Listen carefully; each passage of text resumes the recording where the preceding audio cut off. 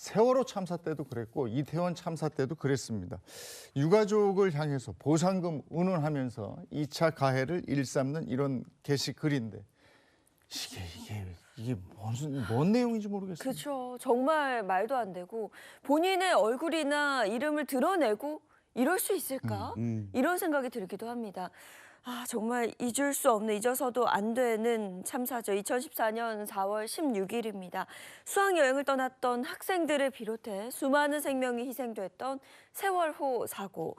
승객 중 299명이 사망하고 5명이 영구 실종된 사건으로 특히 또 어린 학생들의 피해가 컸기 때문에 정말 국민들의 충격이 컸던 그런 참사였습니다. 네, 당시 세월호 참사 관련해서는 정말 많은 유언비어가 있었는데요.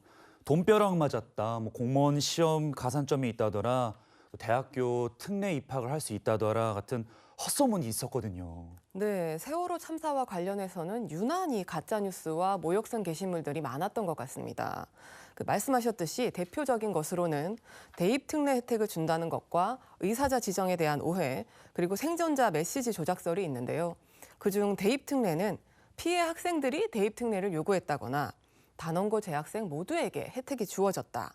또 4년 전액 장학금을 주기로 했다. 이런 오해를 말합니다.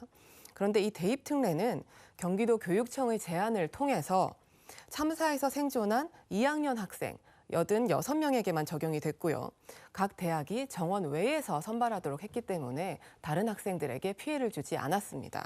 그리고 장학금도 경기도가 1년치를 지원한 것이 전부였습니다. 이 모든 것이 이 참사로 인한 트라우마로 제대로 된 입시 준비가 어려웠던 피해 학생들을 위한 조치였던 거죠. 그럼에도 불구하고 이런 잘못된 오해로 인해서 많은 학생들이 상처를 받았습니다. 또 세월호 사망자 전원을 의사자로 예우한다. 이것도 전혀 사실이 아니었잖아요. 맞습니다. 모두 가짜 뉴스였고요. 그 세월호 생존자가 여객선 속에 살아있고 구조를 요청하고 있다라는 내용으로 떠돌았던 SNS 메시지도 모두 사실이 아닌 것으로 판명이 됐었습니다. 그럼 이 허위 사실을 유포한 사람들은 어떻게 처벌이 될까요? 네, 이 허위 사실을 유포한 경우에 허위 사실 유포를 통해서 타인의 명예를 훼손하면 명예훼손죄가, 신용을 훼손하면 신용훼손죄가, 그리고 업무를 방해하면 업무방해죄가 성립하고요.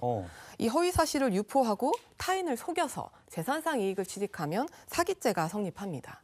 근데 허위 사실을 유포하고 다른 피해가 발생하지 않았을 경우에는 이 허위 사실 유포만으로 처벌하기는 어렵습니다. 네, 그런데 수사당국은 당시 허위사실 유포자 중에 사기 혐의자가 있다 이렇게 파악을 했거든요. 네, 배 안에 있는 생존자의 목소리를 들었다라는 내용을 퍼뜨린 사람들이 이 돈을 내면 피해자를 구해주겠다라고 하면서 접근하기 전에 이 내용을 유포했다고 파악을 한 거죠.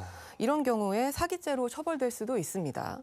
그런데 실제로 이익을 취득했는지, 취득한 이익액이 얼마인지에 따라서 형량이 달라질 텐데요.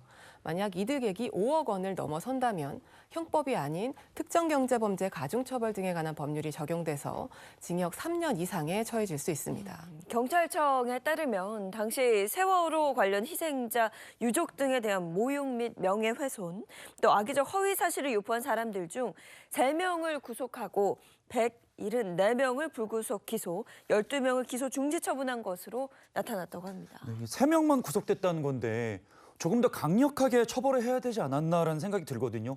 왜냐하면 지금까지 이런 악성 댓글들이 끊이지 않고 계속 지속되고 있으니까요.